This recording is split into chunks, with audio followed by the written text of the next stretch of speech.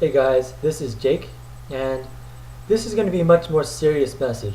And this message is about safety, okay? And I want to remind you all that safety isn't something that applies to only cutters. It applies to all cutters, all sword enthusiasts, and even sword collectors, okay?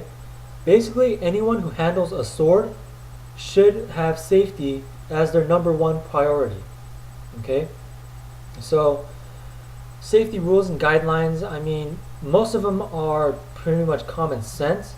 I'm not really going to go in depth on safety rules and guidelines in this video, but you can go ahead and go to freestylecutting.com, and we have our safety rules and guidelines. They're basic, but I mean, it should give you a fairly good idea of what constitutes safe and unsafe sword handling practices.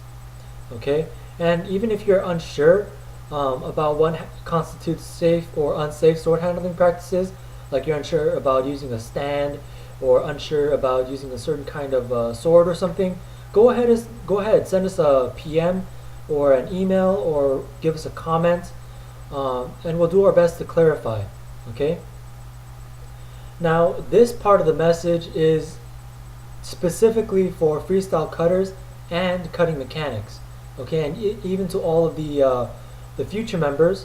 All right, if you're an official member of any of those groups, then listen up.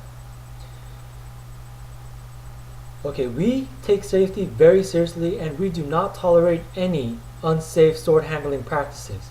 So, if we see you engaging in any sort of unsafe sword handling practices in your videos, then you will be kicked out from the program, and we will ban you from participating anymore. Okay, so this tells you about the how seriously we take safety. All right, we have zero tolerance. All right, because we're concerned about your safety and the safety of others, and it's not only about safety. All right, if you're a freestyle cutter or cutting mechanics, I mean, if you're cutting in an unsafe manner, then what does that say about the group? Okay, if someone just goes onto your videos and says, man, this guy looks like he's going to chop off his leg, then something is obviously wrong.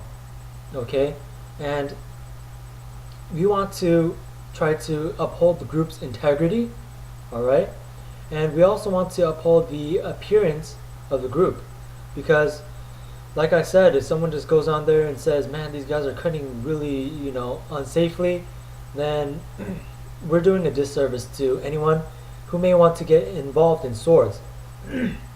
Excuse me. So I want you guys to take that very seriously and have it in the back of your mind all the time. And if that means taking 5 or 10 minutes before cutting and trying to plan everything out, then go ahead and do that.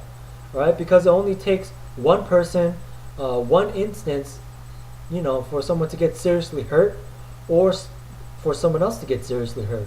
Okay? And really, like, some basic rules is like checking your gear, like your swords that you're using, making sure that your cutting stands and stuff is in good working order, making sure that the targets, obviously, that you're cutting is proper, and that you try to minimize the risk factors to the bare minimum. All right, obviously handling swords in any way has inherent risk factors. Okay, that's something everyone has to understand. But what we can do is engage in safe practices and plan out how we're going to do our cutting and everything, and just minimize the risk and danger factors to the bare minimum. Okay, so that's something everyone can do. All right, so I'm sorry to have to play the bad cop on this, but it's something that has to be said, and it's something that I have to make crystal clear to you all.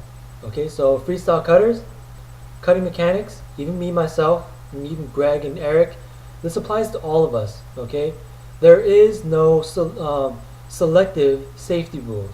Safety rules are universal.